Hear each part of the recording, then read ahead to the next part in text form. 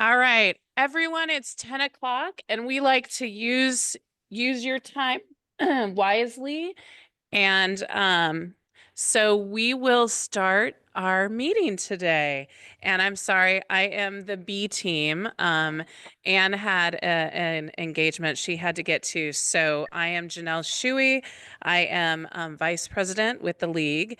And I just wanted to start off our meeting today. We have a guest from Kansas City Public School District to talk about the bond issue that will be before us on the April 8th ballot, which that's just a reminder to everyone. One of my first announcements. I know everyone in the league knows what elections are upcoming. And am am I on camera, Zoom room? Yes. Can't tell. Okay. Yes. Okay. Perfect. Um, So April 8th is the upcoming general municipal election, and there will be quite a few of our districts in the League of Women Voters, Kansas City, Jackson, Clay, Platte counties that will be having a municipal election. In fact, all of our areas will. And we know that all politics are local. So please get involved and make sure that you and your friend groups know about the upcoming election. Um, in line with the upcoming election, we will be having several school forums. School member candidates will be in our forums. And so if you would like to help on the forums committee with the online forums, we know that we are receiving over 1,000 views of people who watch the forums after the event. And so people are interested in what candidates are saying. So we like to make sure that we have great video and audio and a professional product for people to watch. So if you want to help with the forums, we would love that. And also submit a question. If you are able to submit a question for the region, the district, the school board that you are a part of, a constituent of. We would love questions that pertain particularly to your own school board district for those forums. Also, I want to just put a plug in for that for help. We have some areas that we are looking for some good help. One of them is the technology committee. We will be supporting some of the committees that are having technological productions, like this meeting in particular, which you are seeing the output of. And we also would love anyone who has an interest in organization or data to join our data management team. We will be completing a data management plan for this year and would love some input, advice, just some great skill sets to join that team to help us do so. And in addition, I know many of you serve on the Observer Corps, observing our public meetings. We are in need right now of an Observer Corps chair to help organize the Observer Corps. Right now, they're meeting on a 3-month basis. So, and the members are quite knowledgeable in their public meeting observations and turn in reports, but just someone to help organize those meetings and train new Observer Corps members. And my last plug is for the e-voter. To keep up on all these things and more, read the e-voter and see what's going on. Okay, what's that? The Okay, that's what I was wondering if we were on the. Okay. Zoom 2 is looking at the door. Yes, so that is Anne's computer, but pretty soon it'll be the slide deck. Okay. Um, So Jim, do you want to put up the slide deck, actually? Thank you. Oh gosh, yeah. This is a thing. I get it. Um, so without further ado, I wanted to introduce our speaker today, Shannon Jacks, and she is from the Kansas City School District. She will be speaking about the bond issue, which will be on the April 8th ballot. And I hope you all listen to the presentation, and have lots of interesting questions for her. So thank you. Welcome, Shannon. Thank you, Janelle. Thank you to everyone. Okay, we're gonna put. Hi, everybody. We're going to give it a couple of seconds while we get the slide deck up. But in the meantime, a little bit about myself. Again, Shannon Jacks. I was a 11-year district employee. So I was hired on a 1-year contract to oversee the district's repurposing process back in 2011. So the effort to find new uses for closed school buildings, and then that turned into more and more things. A couple years ago, I left as an employee with little kids to have a little bit more flexibility with my schedule. Went out on my own, do some consulting, but about a year and a half ago, Dr. Collier, the superintendent, asked me to come back to project manage the district's capital plan, our 10-year plan that has informed the bond plan. So in November of last year, the school board unanimously approved that 10-year plan. So they then placed the bond plan and the ballot language on the ballot for this April election. Okay, we are up and running. I think they're looking at you. Yeah. Nope. I think they're looking at the slide. Okay, in mine, okay, it's showing, Me. Okay. I don't know which one of the, which I can go behind here if that way then they will be looking at me. Interesting. Is it showing me now? Yeah. Yeah. Okay.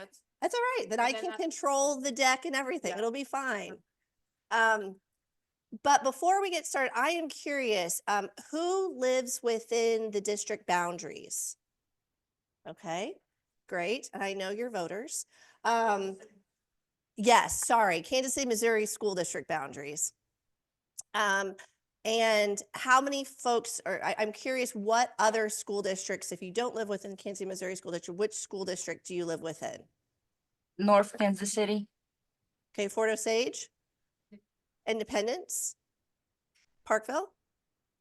North Kansas City. When I used to be in the Kansas City School District, I lived in that little section that moved. Okay, yeah, familiar with that one? Okay. Okay, great. I do have a slide that will show some of the comparisons. Okay, great. I also want to let you know the school district is only allowed to educate community members about the bond.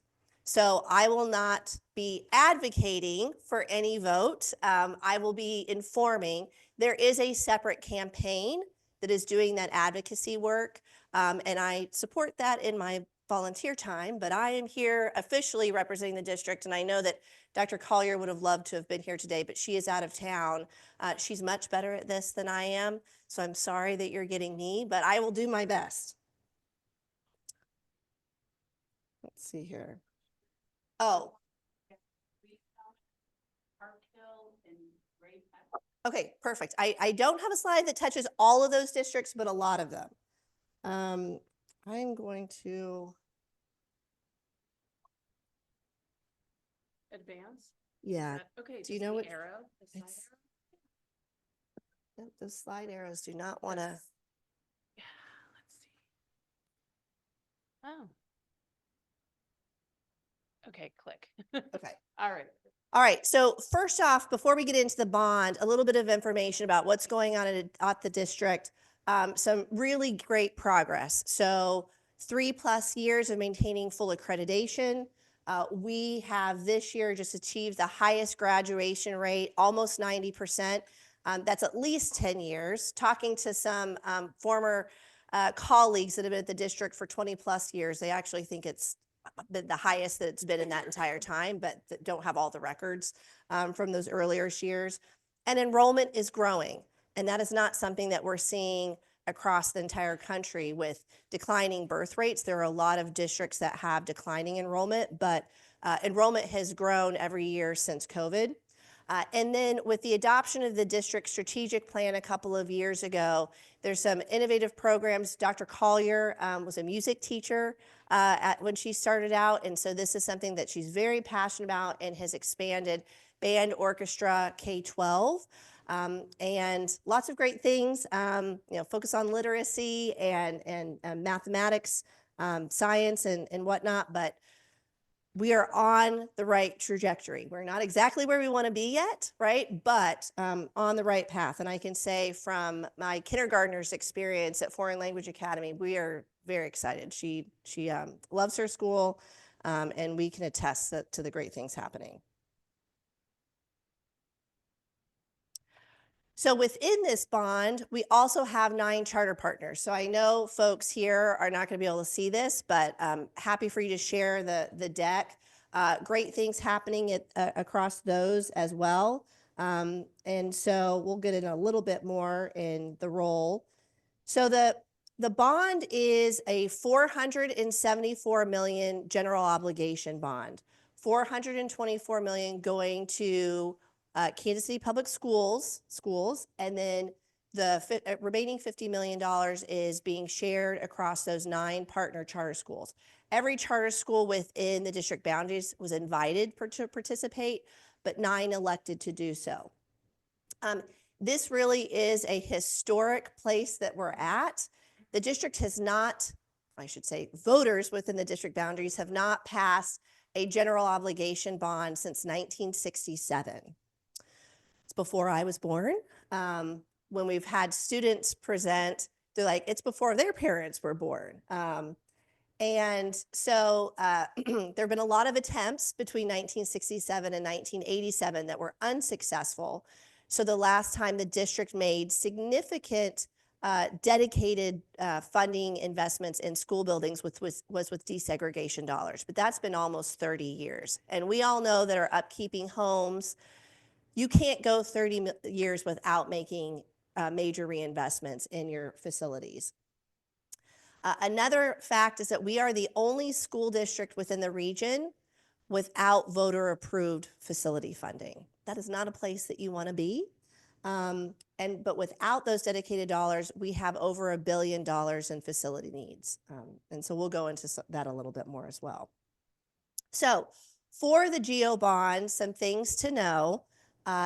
It does require 4 out of every 7 voters to vote yes for it to pass. So it's a little over 57%.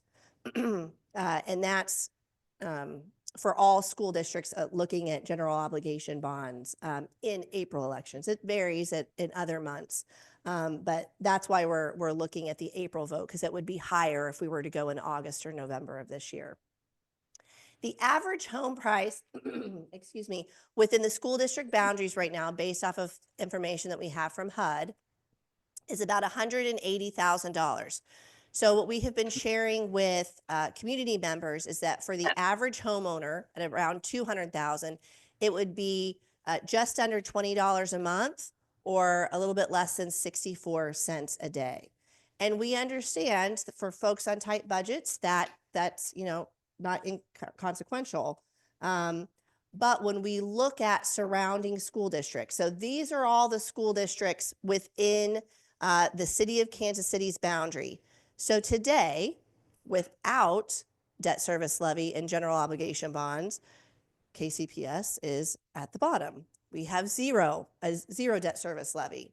If this bond passes, it would be a 61-cent debt service levy. So 61 cents for every $100 of assessed value. You can see that is the second lowest within the city of Kansas City. So Park Hills is a little bit lower, but Lee Summit, Center, Independence, Liberty, Blue Springs, so I'm making my way up. So those range from 87 cents to $1, over $1.35 per $100 of assessed valuation.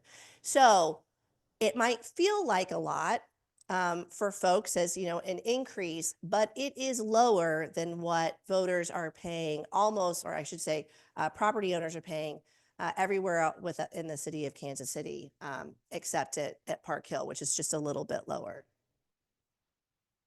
So what would the bond plan fund? If this is passed, KCPS is focusing on key priorities, but we are looking at a combination of renovations, some new construction, and relocations and co-locations. Because one of the things that we're looking to do is also make sure that we have a financially sustainable plan going into the future, but we're also addressing some of the inefficiencies that still exist. Another key piece is every KCPS school will get at least $5 million. There are others where they're significantly more based off of their need or some of the strategies, but I'll go into these 3 core priorities a little bit more. So with deferred maintenance, as you can imagine, if you're just trying to Band-Aid your work because you don't have that dedicated facility funding, we have a lot of deferred maintenance, over $650 million.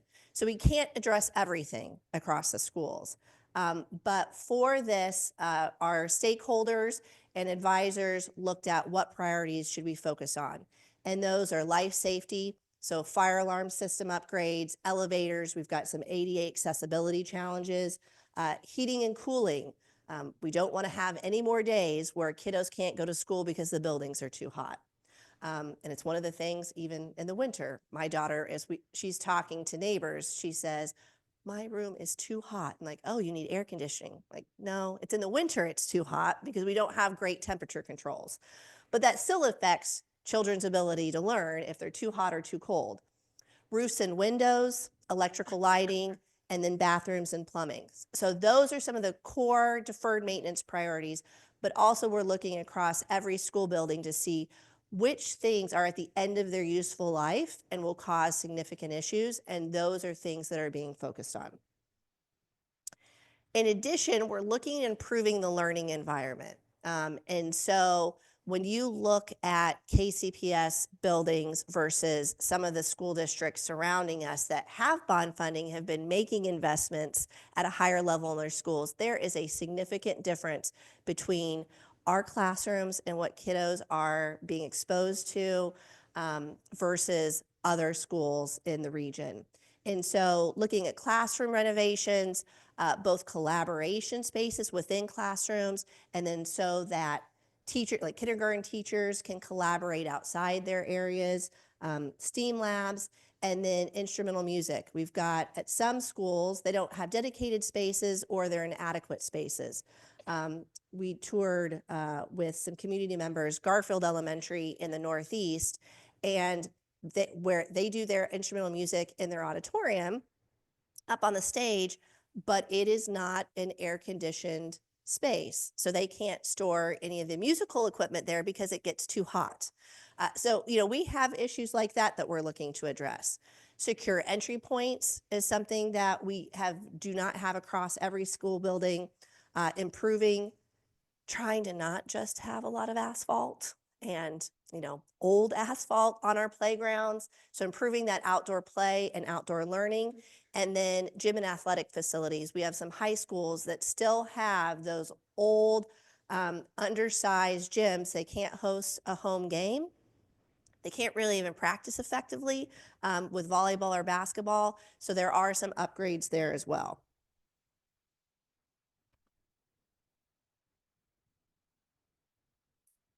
Let's get it to go to the next slide, maybe. There we go. Okay, so here's an example of some spaces at both Hickman Mills, one of their early learning centers, and Springfield, Missouri. So we asked the architecture teams that we're working with to show examples, and we've got a lot more, but limited time, to show some examples of what spaces can look like. So you saw what some of the spaces look like at KCPS buildings. These are all renovations. They are not new construction, but they've shown what districts are doing to elevate those learning environments for students. And so we've got to be able to provide our students with similar spaces to what their colleagues other peers and other districts are getting. So a couple of projects that I wanted to highlight. So I mentioned we do have some new construction. This is one of them. So Whittier Elementary is in the Northeast. It is a mid-century, so 1950s, 1960s construction, but is in bad shape. It has some classrooms that we're not using because we have floors that are like this, and we've got strange smells that we have not been able to figure out what's going on. Yeah, it's an unfortunate situation. We've been trying to figure out how to resolve it. So we looked at, should we be renovating or should we be replacing? And so the recommendation, and if the bond is approved, Whittier would get a new elementary school, but co-located on the existing Woodland Early Learning Center site. So those would be co-located new construction on the same site, so you have some efficiencies there. And actually, the cost of the new construction is just a little bit less than what renovating those two buildings would be, but not as high of a level. And so we've had to look at some of those types of opportunities. But this also allows us, Whittier has a very high refugee immigrant population.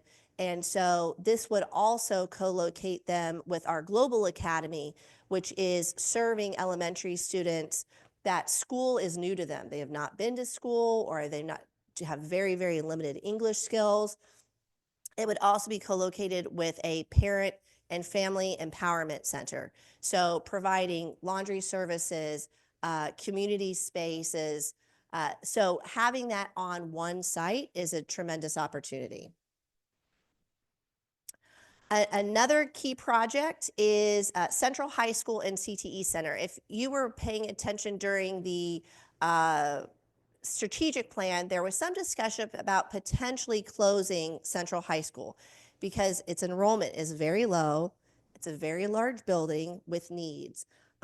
During the most recent process that we've been going through, we evaluated, okay, is that something that we consider going forward, or are there alternatives? Well, we have a separate CTE center called Manual. It's on Truman Road, huge building with almost $100 million of facility needs just there. And so instead of doing renovations at both Central and the Manual Center, we will be co-locating those, so making better efficient use of the space that we have at Central, but with a dedicated wing for CTE. So making those investments strategically at that one location, centered within the community, historic school site, even though it was renovated, but that's where the original Central High School was located, maximizing that location. And then I've got to show my kiddo's school. So Foreign Language Academy. So she's a kindergartner there. It's on Armour Boulevard. It is one of the schools that will be getting that at least $5 million. So it's one of the newer buildings. So it was a DSEG building, but with some significant needs, as she will tell you, with all the things that she and her classmates want done. But they are getting a $5 million investment.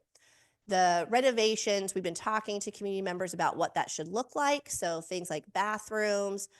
It's a school that's difficult to navigate. You don't know where to enter that building. So some wayfinding, we're doing some HVAC improvements. But for each of the schools, there'll be additional engagement after April 8th, assuming that there's a passage, to finalize what those projects will be. So why now? Why are we coming in April of 2025? And why is a GEO-bond needed? So research shows that the learning environment really does matter for kiddos. And so having that, good lighting, good temperature, acoustics, all of those really do make a difference. The type of furniture that's in the classroom. I mean, obviously we need great teachers, great principals, but also the learning environment does make a difference. And so that's really critical, but also bonds do support the local economy. So had a research report done, and with the $474 million bond, they're indicating this would create $600 million worth of economic impact within the community. So that's jobs, that's, buying supplies, materials. The district has set a 25% goal for minority-owned and women-owned businesses to participate in the project. So workforce development, we're working with labor on efforts, but also that small business participation and local small business participation. And then those long-term cost savings that I mentioned. So by taking 7 of those older, some of the worst condition buildings that we have offline, we are talking about $270 million of facility needs that the district will not have to address going forward. So that's a critical piece as we look at really having a sustainable plan. And then we're also looking at, because every single KCPS building and every student will be touched by this, it really is an investment in our neighborhoods. And a lot of these neighborhoods haven't seen a lot of investment over the years. So the district is doing a lot of engagement like this, but we have a team of ambassadors that are helping to educate their family members, their neighbors, their organizations that they're affiliated with. Some folks are doing it with the district on an education side, and then there's folks doing that, supporting the campaign. So we do have an ambassadors program, and I have a link to that, but they're hosting social gatherings, serving as speakers or inviting us to come to their organizations.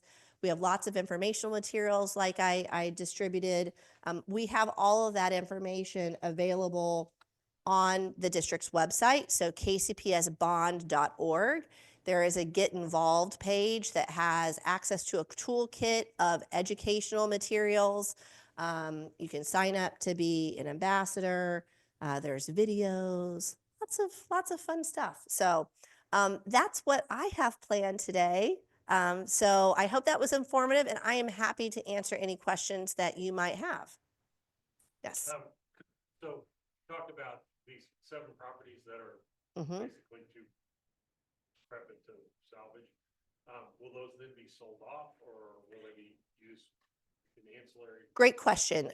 So it is a case-by-case basis. So one of those buildings, AC Prep, so they are on the south. It's a mid-century building that's on the same campus as Southeast High School. That building will be taken down, and then the land will be used to support Southeast High School.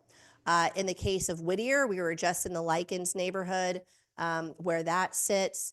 They've indicated they would like the building to be taken down so that it can foster redevelopment. And I said, well, you as a neighborhood need to vote on that, send that information to the district, because we have done that in multiple cases where neighborhoods have asked for that. In the case of Whittier Woodland, it is on Woodland. The building would come down, and then the new school would be built on that site. So we are working with neighborhoods to ask, okay, if it is a site where the building won't be replaced on that site, do you want to try to redevelop the building? We're advising them based off our experience in past projects, which ones are strong candidates for redevelopment of the building versus you might want to take it down. You more likely to foster redevelopment, whether that's park space, whether that's affordable housing or new construction, single family, multifamily. We're giving them kind of that feedback, but ultimately we work with the communities on what that game plan should be. This is a unique one because normally, as I mentioned, I worked on that work starting in 2011. Buildings were already closed and vacant before we started working on it. This is one where the new construction takes a couple of years, right, between design and construction. And so we have an opportunity to work with the neighborhoods while the building is still occupied so that hopefully we don't see the buildings vacant for any length of time. You have a redevelopment plan and an end buyer with a community-supported project. So this is a little bit different, and we're glad to have that additional time to work with the communities.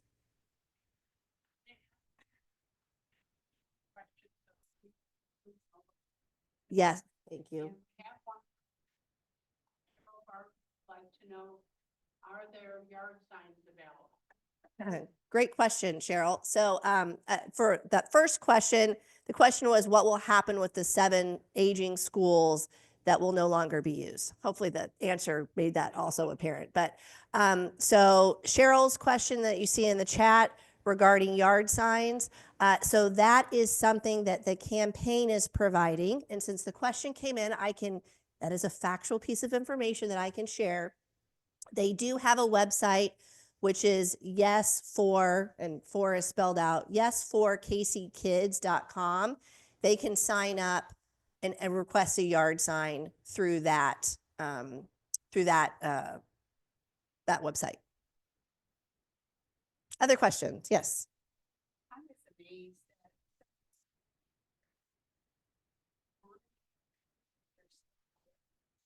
So the buildings, all the buildings have oh, thank you. Thank you. She was surprised that not all of the school buildings are air conditioned. And can we explain how many aren't? So the district has made a significant effort with the money that the COVID dollars, ESSER dollars, to do some upgrades with HVAC, but it doesn't address everything. So all classrooms have air conditioning. Where we have buildings that don't, we still have some auditoriums that are not air conditioned. There may still be some cafeterias. I'm not 100% positive. We might have addressed all of those, but they're not central air throughout. So hallways sometimes are an issue, but we also have challenges with temperature control. So some of the older buildings that still have window units, we're looking at upgrading those to central air, or what is the appropriate HVAC system for each building, because we have had to piecemeal it thus far, and the bond does give an opportunity to do that. And I'm sorry, I don't know the exact number, but those are some of the existing challenges. Yes. You mentioned COVID dollars, and that kind of goes Mhm. to one of my questions is, did you take advantage of every single COVID dollar that you could? So the And were you able to get so much COVID dollars? Yes. Okay. So the question is, did we take advantage of every COVID dollar that we could? And sorry, what was the second part of that question? And did we take advantage of, COVID dollars? Yes. I'm going to answer as much information as I have, and I can get more information out to the league to distribute. So the district did not return any COVID dollars. So my understanding is the state decided how much everybody got. Not 100% positive about that, but I think that that's the way it was. And the district spent all of the dollars within the time frame. So some was spent on staffing supports. So additional paras in classrooms. We had some subs in schools, so that permanent subs, so that you weren't always trying to find a sub. So there were some educational supports, right? I honestly do not know how much money was spent on that. But the district did, I believe it's about $30 million of COVID dollars did go to capital improvements. And that was primarily HVAC air quality. And so there is a list of that information that, if you wanted to see that, we could share it. But it has been huge. We know, looking at best practices, the district, based off of the buildings that it has and the assessed valuation, that's how they calculate it, is based off the assessed valuation, replacement cost value of those. The district should be spending $77 million a year on capital improvements, whether that's renovations or replacement. Through COVID, over several years, the district spent $30 million. On average, it has been out of operating, spending between $6 million and $15 million. So you can see, when you try and do your facility improvements just from your operating fund, which is supposed to pay for teacher salaries and supplies, that is not enough to address the capital needs that the district has, which is why school districts within the state of Missouri rely on debt service levies and GO bonds to fund their facility improvements. So the only way we can get to that standard that we should be at is to have a debt service levy. Now, I will say, and maybe this will be a question, but I got this yesterday from neighbors that I was talking to. Well, what about the additional revenues that the district has received over the last couple of years with the increase in property values, starting with the 2023 reassessments? And the district has had two primary uses for those. One is increasing salaries for teachers and staff to be more competitive. As we all know, there are not enough teachers. And so all districts are competing for those teachers and having the best teachers that we can possibly have. So that was a major priority. And the other was capital. So in addition to those ESSER dollars, the district has dedicated a portion of the operating revenue. And the first year, I think it was 30 cents. And then now it's about 15 cents of it to capital improvements. And so I think that's been about $15 million a year that they've been able to do for additional. So roofs is a big one that they've been focusing on because we've had leaking roofs in classrooms and spaces, and some additional HVAC work. So that's been a priority. And then another big piece is that over the next 25 years, they'll dedicate $7 million a year to pay off a $100 million certificate of participation bond. And so that doesn't require voter approval. It requires school board approval because it's using operating dollars, but to make some major investments that you can't do over time. Part of that is a new King Elementary co-located with a new Richardson Learning Center. So the Early Learning Center, Family Empowerment Center, and Elementary Center will be co-located. Again, one of those efficiencies, getting some of the older inefficient buildings offline, but also some improvements across other schools. So there's some roofing, there's some HVAC, there's some asphalt issues that they're looking at doing. So there is trying to stretch those existing dollars as much as we can to address capital needs, but that it's just not enough to get to where we need to be with both deferred maintenance and improving those learning environments. Look back here and then here. Let you know, the Forums Committee has set up a candidate forum for Kansas City Public Schools on April 1st. Starting at 6:30 through the website. And it's also recorded and will be available on the League's YouTube channel afterwards. And do send in questions like, are you aware of what criteria they use to decide, that these 7 sites are going to be closed down, Where's my alma mater going? Mm-hmm. So I hopefully I'll get as much of that as I can. So April 1st, there will be a candidate forum for folks running for the competitive school board races for Kansas City Public Schools. I think you said 6:30? 6:30. And encouraging on Zoom and encouraging folks to send in questions. So including if there's anything about, the decisions with the bond plan and what schools get renovations versus those that are being replaced. Okay, and those links are available on eVoter. Okay. Mitra or Elizabeth, are we doing a forum just on the bond question at all? No, we're not, because that's not we decided not to do issues forums. Okay, Given the number that are going on. okay, I We're get doing it. 5 school board forums at Raytown Alderman. Okay. Okay, so there's a question about whether or not there would be a forum for the bond election, and the decision was no on issues because there are so many. So the focus is on the school district and then the Raytown Alderman. Okay, here and then in the back. Yeah, so I was just wondering about LEED certification for buildings Mhm. and environmentally non-impactful building construction. And is there a guidance on building buildings that will be beneficial to the environment? Right. So question about LEED certification and building buildings that are, positively impacting the environment. And we've received feedback from our architecture team, and I'm sorry, I'm not going to remember it all exactly. So they have shared that with the new building code, that there is a significantly higher level of energy efficiency.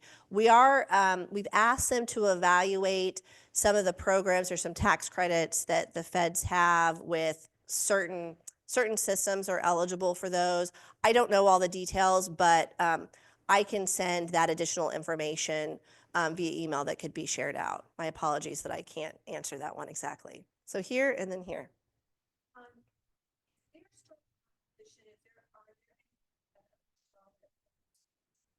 So the question is there strong opposition or any organized effort in opposition? Thus far, we are not aware of any organized opposition. Obviously, there's folks that aren't going to support it, but we have not yet seen any organized opposition. That mine was kind of going towards Rita's, is that on our votefor1.org website, we have every race, every measure that is going to be on the ballot for Jackson, Clay, Platte, and Cass counties. And I was going to ask if there was an opposition because, as you know, the league also does not support or Right. Oppose candidates and issues. But we do have the opportunity to maybe put information about supporters for the bond issue say this, and maybe point links. And then if there is no known oppositions, we can put no known oppositions, or if there is an opposition, I was going to ask if there was, so that we could say, hey, people opposing this say this, and go to their website. So Vote 411 has that information out there, and we can look at what additional resources we can give voters on that. My second question had to back up with Jim's about what you're doing with the properties that will be no longer used. And I think of the property that sits along Ward Parkway. You own a property there that school has not been used for I don't know how many years, and it has sat there vacant. So what happens? Why can't we sell that property to help with your capital improvements? So I'm going to answer that question first, which was referencing vacant properties and what we're doing and why do we have some specifically. And I think you maybe mean Warnell versus Ward Parkway. Yeah. Yeah, that's okay. We actually have two on Warnell, and I'll talk about both of them. And so what we could do about those, why aren't they being sold? And so great question. So with the two properties on Warnell, so there's two. There's Bryant Elementary, that's a little bit further north. I should remember the address, but I don't. And then there's Southwest High School. Southwest High School has been held as a mothballed site because the district, since it has been closed, had identified it as the preferred site for a third neighborhood middle school. And as part of this plan, there is money set aside because I don't remember. Let me see if I can go back for folks. Oh, I don't know how to go back. For the third kind of major priority for the bond, it was deferred maintenance, improving our learning environment, and the third is transitioning to 6 through 8 middle schools. So right now, the district's middle schools, neighborhood middle schools only serve 7th and 8th graders. There has been a desire for years and years to move to a 6 through 8 model that I'm not the best person to talk about it, but our educators are like, yes, this is a better way of serving kids at those middle school grades. The problem is we don't have enough classrooms in our existing neighborhood middle schools to add 6th grade. And so as part of this plan, Southwest High School would be renovated. It would also be downsized. It is too large in its current form. Some of the additions from the 60s and 90s would be taken down, and that building would be renovated for a third neighborhood middle school that could serve the kiddos south of Brush Creek and then a portion of the area north of Brush Creek. And so if this is approved, that building will come back online. And we've been strategically holding that for this effort. The other site, Bryant, this is I learned lots of lessons with the Bryant site. It has some very interesting deed restrictions that only allow the site to be used for school use or as single-family residential. And so we originally had looked at potentially reopening it with Hale Cook doing so well. Should that site be reopened for another elementary? And just based off of where we are going to do an addition at Hale Cook if the bond is passed, because they are bursting at the seams. They currently have a trailer on their site, which can't stay there permanently. But Bryant, we've over the last 2 years been exploring it as a potential teacher housing site. And so we have been having conversations with the community about that. That's kind of been tabled until we get through the bond. And so we'll continue those discussions because there has been strong support and also strong opposition for that. And so really evaluating what that's going to look like. And those conversations will continue after the bond. But we've just really needed to dedicate all of our efforts towards getting information out about the bond over the last couple of months. So, yes. So I'm gonna just piggyback on what you just said. Could any of the bond issue money go toward that teacher housing project at Bryant? No, because it is not an allowable use within the bond or within the ballot language. So it's not. Mm-mm. We have too many needs within our existing school buildings. So the district, as we had talked to the neighborhoods about the potential teacher housing at that site, and I think we'll be exploring it at least one other site as well, based off of some of the feedback that we've received. Oh, sorry, just blanked. Oh, okay. The district doesn't have revenues to put into the teacher housing. So the way that we had explored it is the value of the land would be the district and the building would be the district's contribution, and then looking for public-private partnerships with both the development community and potentially philanthropy for that project. But we have kind of a draft RFP created, but based off of our last community meeting, it's not ready to go out. We need to have some additional conversations about that, so. Other questions? Yes. Yeah, I would, I guess I'm wondering, my son swims at Central. He's at Lincoln. And, I think the district has not done enough looking at building an asset inventory. So knowing that like a district pool is important, right? So not considering closing buildings that have a needed asset for the district. So question was, Central has a pool, a famous pool, It's a famous desegregation pool. It's one of the best pools in the state. Yeah, Janelle was saying it's one of the best pools in the state. It also has lots of controversy around this poor pool. So she was concerned that the district has not done an asset inventory. And so, I had mentioned what part of the conversation had been potentially, should Central be closed? Well, it has that amazing pool asset, right?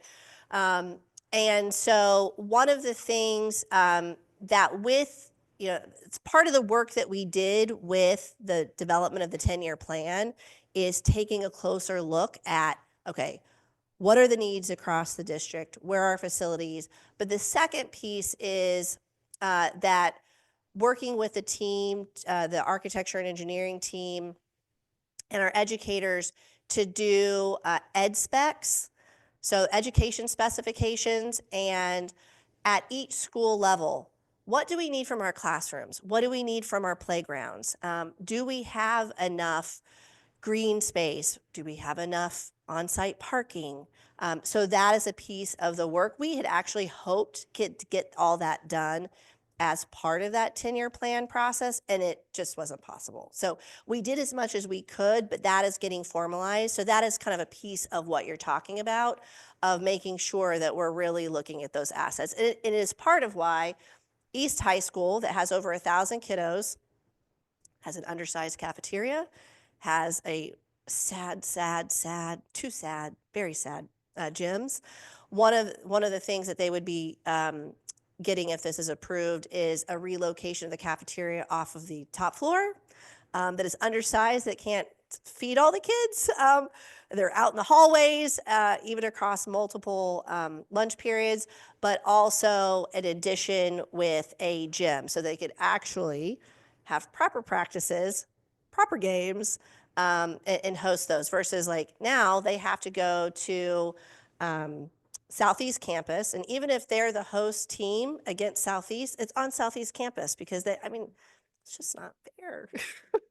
So those are some. They're also getting other renovations within the building because that building's almost 100 years old, and so they've got other needs that will also be addressed. But trying to phase all those out has been the biggest challenge. Everyone's like, we want this and this and this and this. I'm like, we can't fund all of that within the bond and the COP, but working to do that as strategically as we possibly can. Other questions? Is there just any questions online? Okay. At the, yes website. Okay. All right. One other thought is being a KCPS parent, compared to other districts, our hospitality and landscaping is very lacking. Mm-hmm. And I think when community members see a building that looks like it's not welcoming or is run down, that it makes them loath to support it. Mm-hmm. So Jill was mentioning that the district's buildings do not look terribly hospitable or welcoming from the outside. And that is discouraging for folks who want to support. And I concur with what you say. This is one of the things that we've been talking about. This is also one of the challenges when you're trying to fund everything from your operating fund. You cut costs, and I know in talking to the landscaping team, they've been cut. They've outsourced some of it to try and get it all done within the budget, and it is a challenge. And we've had conversation. I mean, this has come up in our planning meetings of these sites have to look better from the outside, and so this is a piece that will get worked out more fully after April 8th, site by site, looking at those things. But I also think, this is, you got to have, there's trade-offs in what we spend that money on, but also what we work with the community to do. There are some schools that the community and community partners have worked with them on, doing days where that they go in and help put in, landscaping that looks better. And so I think that's continue to challenge the district on this as we go through it, because it's a critical piece. We do need to have that impacts the surrounding neighborhoods. And so we do need to make sure that they are welcoming, inviting, both inside and outside. Yes.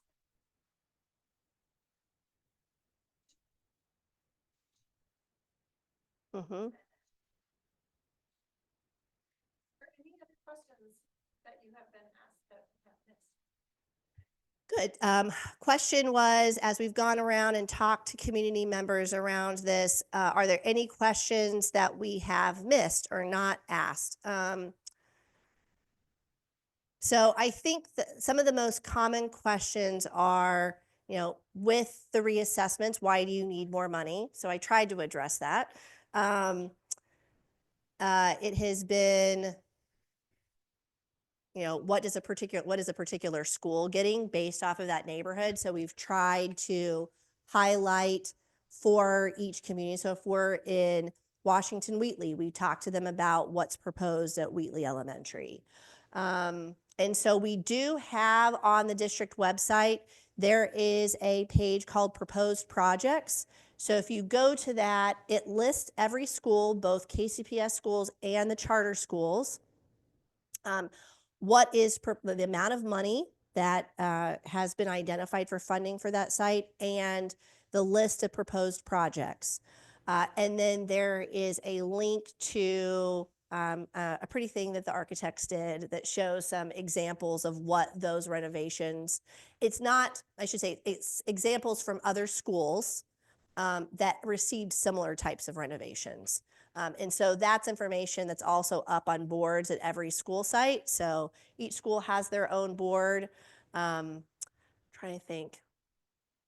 You know, we get a lot of questions around the level of the tax, how that much was decided upon. Maybe I didn't get into that. We did, in order to define what we thought was the right amount to go to voters with, like what should the bond plan amount be, we looked at needs. We also looked at a range of bond levels. So the district, the maximum amount that the district could ask for is $600 million. That's based off of the district's assessed value. So we did a poll. Okay, how do you feel about this at 600? How do you feel about it at 500, 400, 300? I think we did something below 300 too. You get below that and we can't do enough to make a real impact, especially not across the system. And so we looked at, was there a place where we started to lose support? And 500 million, like anything over that, seemed to scare people. And so we looked at that 474 million was where we felt we could address a significant amount of needs across the system, you know, improve those efficiencies, but also be in an amount that the community, you know, indicated that there was support for. Yes, question. People would like to know, is there a connection between things like PIS and other giveaways that develop to developers that have caused a lot of this delayed maintenance? So the question is around TIF and tax abatements and whether or not there is any connection between that and deferred maintenance. Oh, you don't want to get me started on this one. This is another role that I have had to play over the years for the school district. It has created some enemies for me with some folks in City Hall at times. So we just got the most recent GASB 77 report from the city. So every year the city has to file a report with the feds, I'm not sure who exactly, that outlines how much each taxing jurisdiction, so school districts, city, counties, they are having revenues diverted through tax incentive programs. Last year in 2024, fiscal year 2024 for the city, for KCPS, it was $50 billion. And that's a year, right? So that adds up over time. That does not mean that every one of those dollars would be available to the district if those incentives were not granted, because some of those incentives are needed in order to make a project happen. The major thing that the district has tried to say over the years is these projects might not need 25 years. They might need 15. So the incentives that are granted in those later years could have come to the district. And so those are still operating dollars, right? But they are operating dollars that the district couldn't spend on teacher salary increases or to say we're going to work on deferred maintenance. So there is an impact. We don't know the exact number because you don't really know how much of that 50 million a year could have come back to the district. But I negotiated enough of those that I know that some of that money could have come to the district and it can make a big impact. It still would not address that we don't have dedicated capital dollars through a debt service levy. So it is something that for the district to be on even playing field with all the other school districts and having facilities that our children and staff deserve, you really do need a debt service levy. That is the way that Missouri funds facility improvements. And so the district is at a disadvantage in not having those. But yeah, the incentives matter.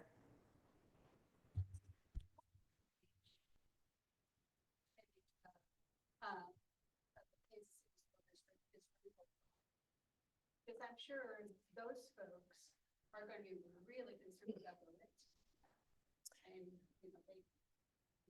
they might vote against it because.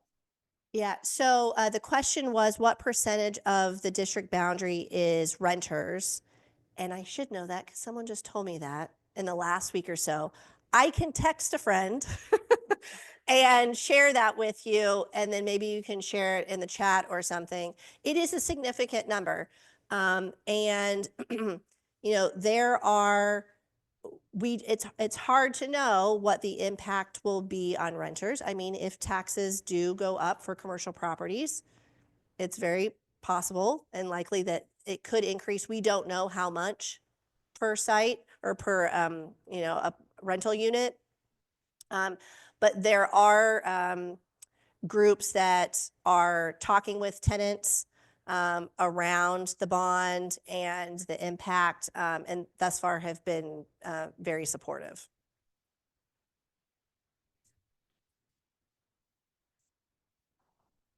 Rental, Mm-hmm.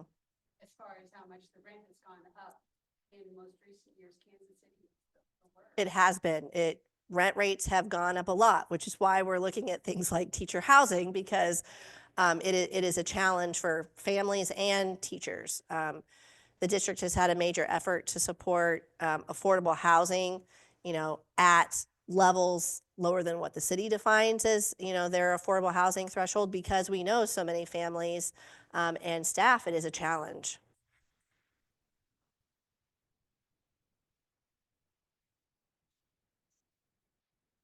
Mm-hmm. What about the low income property owners? Do you have an idea how much? I mean, it surely couldn't be that same house. No, it is. So the question was, the information that we've provided is based off of a little bit higher than the average home value within the Kansas City Public Schools boundaries. And how much would it be for lower income families or that their property values are less?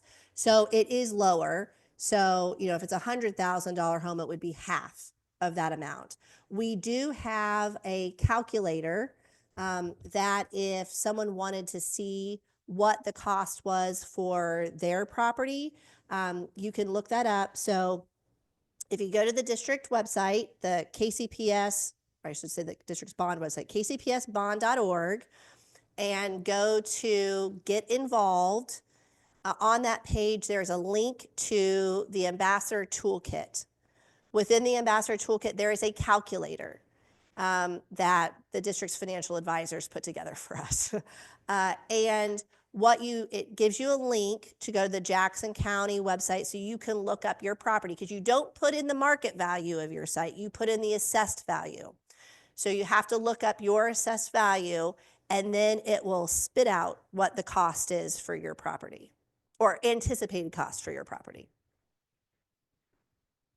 In the back?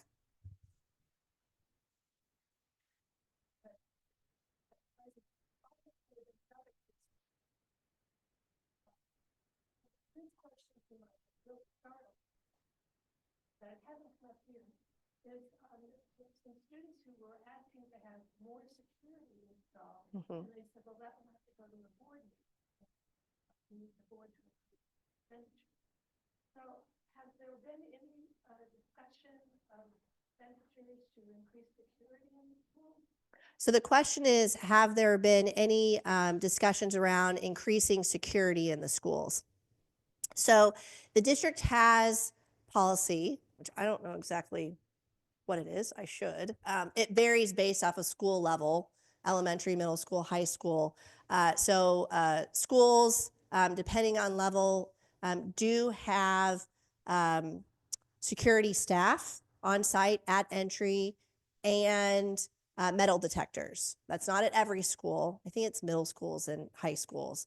Um, and so there have been, our discussions have been primarily around secure entries. And so not every school, so the desire is as you come in, you're not able to get anywhere within the building. Because so many of our buildings were built in the 1920s, 30s, 40s, those are not at the level that we need them to be at every school. So some schools will get improved secure entries. Right now, also another piece has been cameras, because not every school has, the office doesn't have great sight lines, either through camera or just where the office is placed compared to how people are entering the school. So that is a piece that we are looking at based off the needs of an individual school. But as far as staff, that is not, additional security staffing is not part of it. So the bond is facility improvements only. So there have been, discussions over the years about should there be security at elementary and I don't know all the details of that, but those have been discussions at, board meetings in the past. But isn't that what some of the COVID money was available for, is to improve security at schools? I don't know all of the various allowable uses of the COVID dollars. I just know that the school district prioritized HVAC, air quality, and then there was the staffing pieces. So if you wanted to send that as a question to us, I can ask folks who know more about it to provide that to you. Across the street from a Catholic school. Mhm.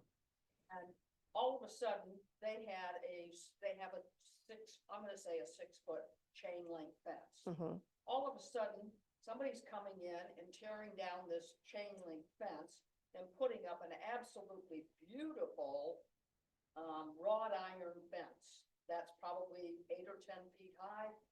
It's absolutely beautiful. And then I'm looking and saying, where the hell did they get their money? Only to find out after talking with the principal saying, man, this looks great for me as a neighbor, but where did you get this money? And she's like, well, there was COVID dollars that the public schools didn't spend, and they opened it up to private schools. And I'm like, well, hell, now I'm hearing you. It's like, why didn't Kansas City, Missouri get some of that extra money to do? And she said the only thing that they could use it for was security. Interesting. So comment around a private school next to her home, and there was, and I don't know what district district, but what district boundaries do you? Oh, I'm in. So, you're in Kansas City. Okay.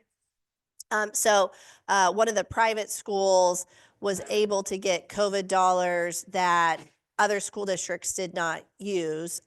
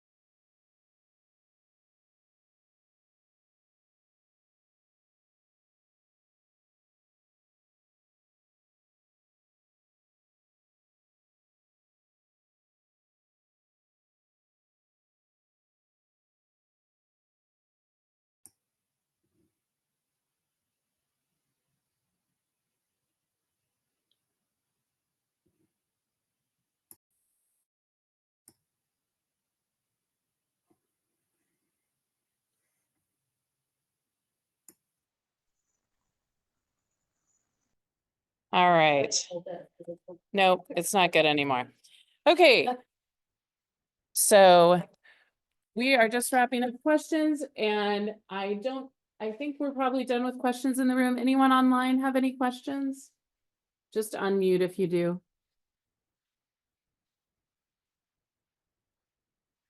Okay. Well, thank you so much, Shannon. Appreciate it. All right. I appreciate everybody sticking in. See how badly we need a tech team? This could all be avoided. And okay, and people are saying online, thank you. I do want to remind people online and in person of a couple of things. So the League of Women Voters has positions on some of these things that we hear. One of those positions that the Kansas City Jackson Clay Platte League has is that we support adequate local tax levies to provide optimum education systems for the school districts within the Kansas City limits.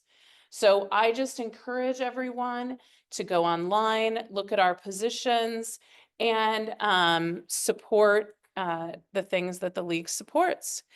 I also just wanted to bring up, I know there's some news around the confirmation of the Secretary of Education this week and the potential things that will be happening within the department.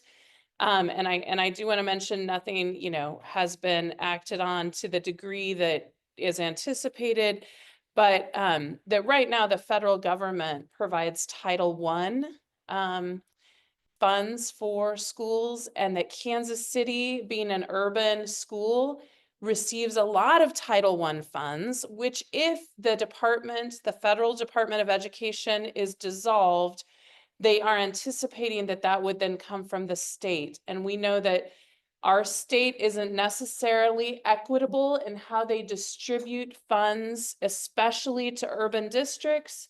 So I would just call you to remind your House representatives and senators that you are a constituent and you care about these things. So anyway, and yeah.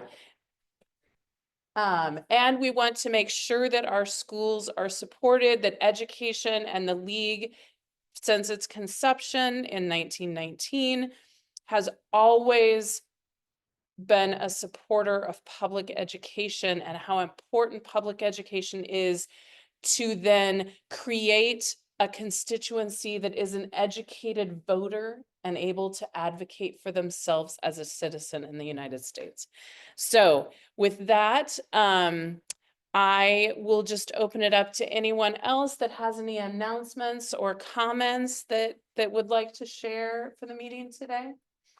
Get in line. Yeah, come on up. So are we using this kind of camera? Yep, Okay. we're just, All right, I see myself. Okay, I am Peg Prendergast, with the Vote for 1-1 committee. And in the last couple of years, Pat and I, as co-chairs, have indicated that we will be stepping down after the November 2024 election.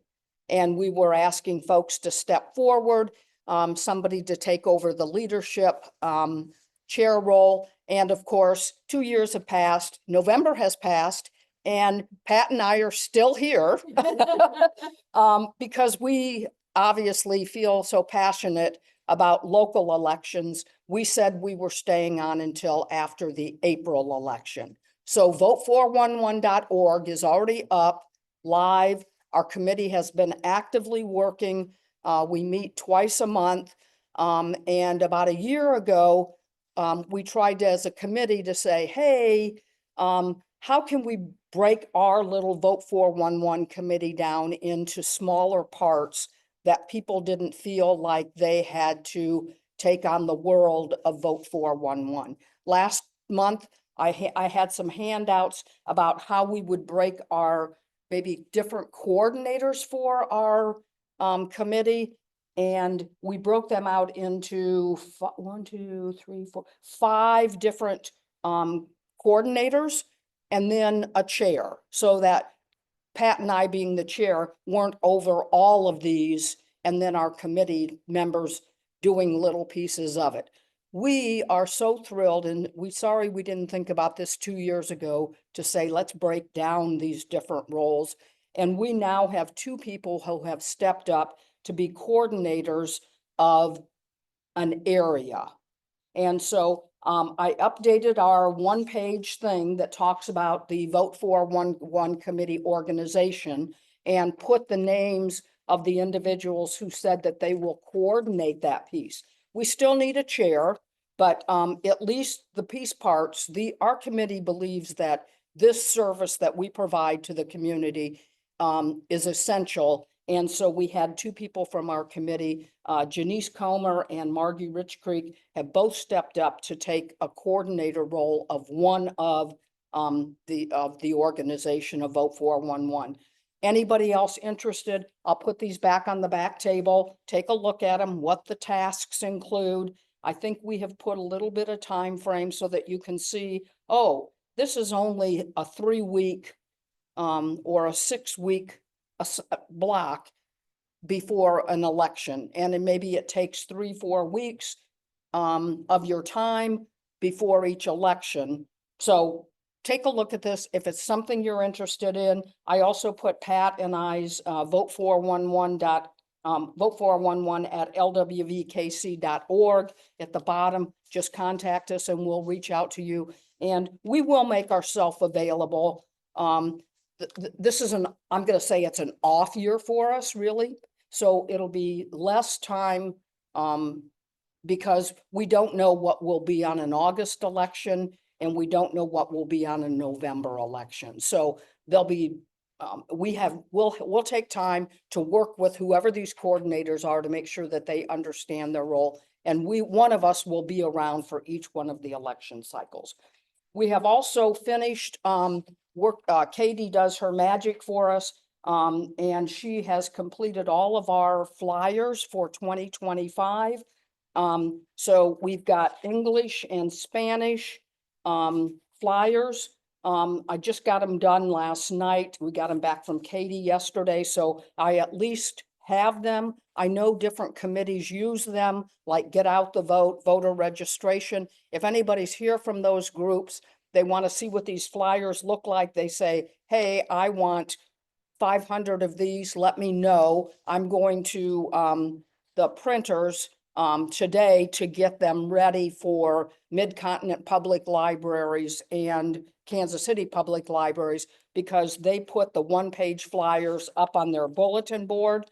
And then they put the half-page, at least Mid-Continent makes available. They wanted a half-page and not the quarter page, because when we go look at their libraries, if you use the quarter page, they get down in the bottom of the slots and nobody sees them. So they suggested we do the half page, and then it'll be half page, one side English, the other side, instead of it being blank, there'll be Spanish, so that, we're not wasting double paper and stuff like that. So we will get those out. And then we also have the quarter pages that they have used previously in at voter registration events or other events that the league goes to. It's just a quarter page, back, front and back. And the back side, we put the election dates for all of 2020. Oh, this one's wrong. It says 2024. So I'll get with Katie today on that. I'm glad I didn't print them all. And then the back side, it just says available for elections if needed. So we don't know that there will be an election for a certain place. So I've overstepped my speaking allotment. I'm certain of that. So thank you. If you have any questions, give Pat or I a call or send us an email, and I'll put these on the back. And if anybody online is interested, send us a note to vote411 at lwvkc.org. Thank you, Jenna. Yeah, thank you. Thanks for all your work, Meg. All right, and with that, if there are no more, oh, Sure. We have another announcement? Yes, of course. All right, okay. What's a League of Women Voters meeting without a forums announcement? Where am I? There I am. Hi, everybody. It's March. And our forums are coming up starting on the 19th. We have 5, count them, 5 school board forums and 1 alderman forum if you happen to live in Raytown. Everything's available, as Jim said earlier, on Vote 411 and on the website, so I won't bore you with the details. But here's a sincere request from the Forums Committee. If everybody at this meeting today, there are 14 people in the room and there are 17 people online. If everybody would attend at least one of those forums, they're all only available on Zoom. You can be home, comfortable. They are highly informative.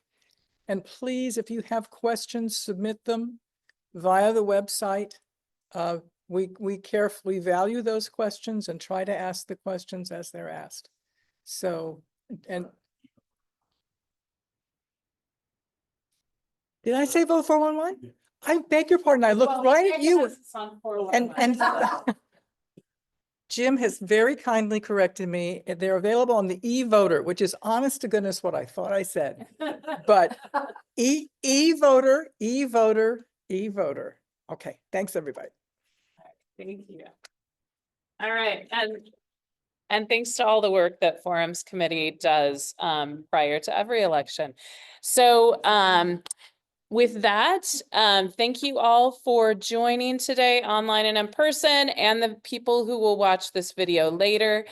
And you know, do your civic duty, and we hope that everyone participates and votes in the next election. All right, thank you, everybody. All right. Thanks, Janelle.